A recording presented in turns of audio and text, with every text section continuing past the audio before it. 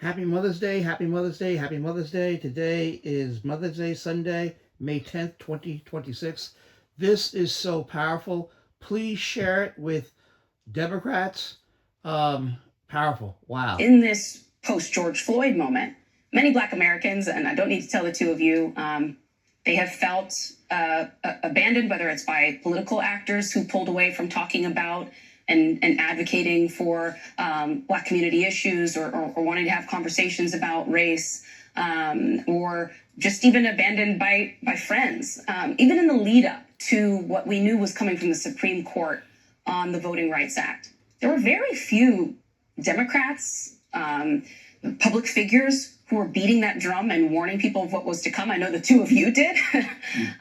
But there's a lot of question about, why isn't this more of the national story right now? Why aren't Democrats not just talking about what this means for the midterms or for themselves, what this means for the soul of the country for decades potentially to come long term?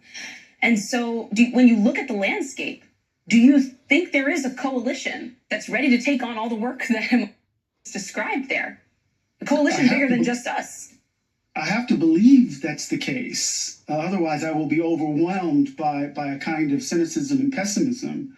But I'm reminded of Frederick Douglass, who lived long enough to see himself free, to witness the Emancipation Proclamation, the ratification of the Civil War amendments, and the first Jim Crow laws passed. And as he was witnessing those Jim Crow coming into being, he talked about the apostles of forgetfulness. That all of those folk who were once anti-slavery, who didn't think that Black folk had the capacity to be citizens in certain ways, right?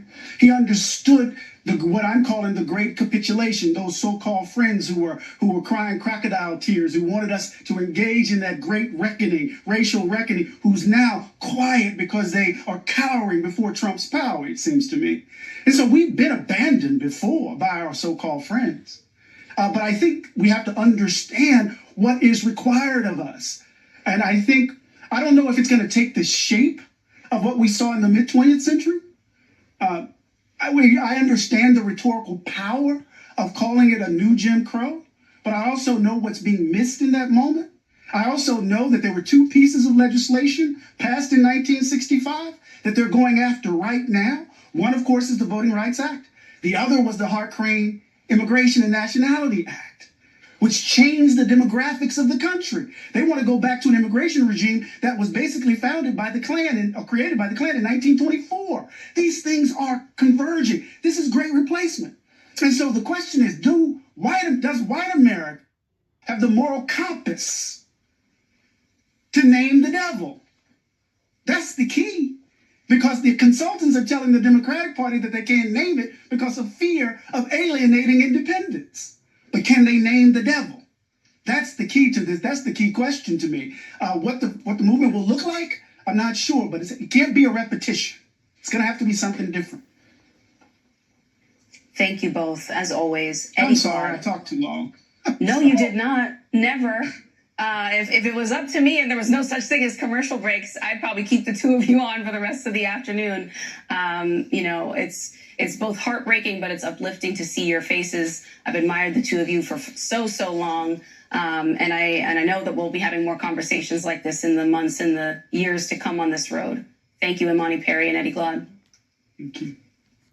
My beautiful people, it's the Southern strategy, the Southern strategy, the Southern strategy.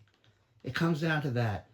Passed in 1965 they're going after. Here's a challenge for the Democratic Party to finally respond to the Southern strategy. Go ahead and Google it, okay?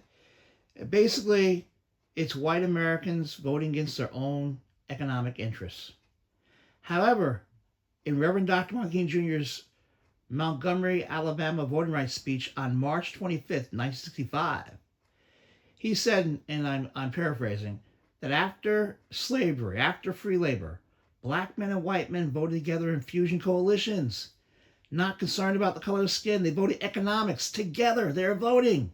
Yes. And then they brought in segregation, Jim Crow, to divide. And they've been using that divide. What did Tim Wise say? The whole history of America, a history of rich white men telling not so rich white people that all their problems are black and brown people. See, there's one race, and it's the human race. And you must have a movement, a moral movement to bring people together. If I'm a poor white person and I'm in Tennessee up there in a rural area, or suburbs, and there's a black person there in Memphis, Tennessee, we're the same people. Or if I'm middle class in Memphis, Tennessee, and there's a middle class person in a rural area, same people. We all need food in our stomach, clothes on our back, shoes on our feet, shelter our head. We all need free health care. We all need excellent school and education. We all need what we need for life in general. One race, human race, all human. I believe, especially in the South, that Southerners, white Southerners, if you speak to them about coming together and forming fusion coalitions and showing that need for health care and jobs and education, you may not get all of them, but you don't need all of them. You just need enough to win. So run in those 3 congressional districts that they made in dividing up Memphis, Tennessee. Run throughout the country. There are all white people are not racist to the core. You have those who will vote economics and not skin color. It's time to remember that we're made in the image of God. And there's one race, the human race. We're all human. And everyone on this planet known as Earth has a right to life, liberty, and the pursuit of happiness. Everyone, everywhere, every place on this planet. And Christ said that I am come that they might have life and have more abundantly. Christ, look up John 10:10. He wants you to have the abundant life, a great life, a tremendous life, a wonderful life here on earth. Doesn't matter what you look like, where you come from. We're all human. God bless you, and God keep you. Happy Mother's Day.